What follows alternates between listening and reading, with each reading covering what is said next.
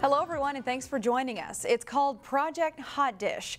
However, Brooklyn Park leaders won't officially name the Fortune 500 company planning to bring big business to the city.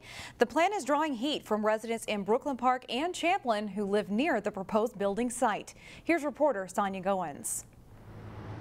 Shannon, the plan is to build a 2.6 million square foot facility right off 169, not too far from the corn maze.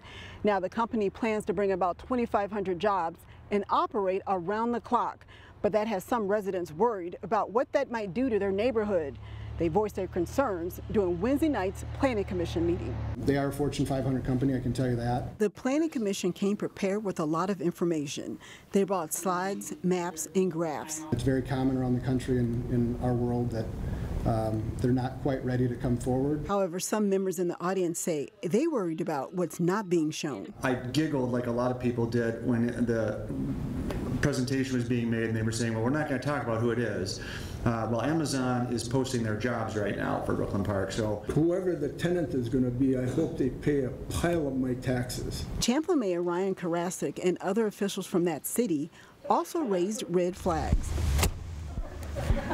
KARASEK brought up several issues, including what he calls a lack of transparency. For a project that is on our border and will certainly impact your neighboring community, we expected more.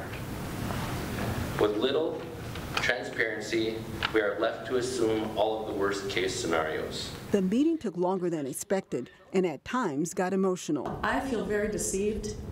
I'm at this point kind of regretting moving here. Traffic and safety were also brought up, with the business operating 24/7. Given that this is a 24/7 operation, doing quick calculations, that's 1.5 trucks per 10 minutes, 24 hours a day. Having something at 55 decibels throughout the night doesn't sound that appealing. Others wondered what a tall building would do to the beauty of their neighborhoods. Our Sunset is now going to be a 70-foot tall building.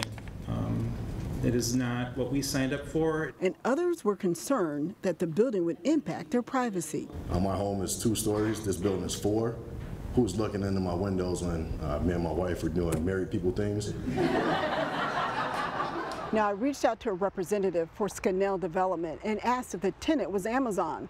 They told me no comment. They also wouldn't say when they would make that information available to the public.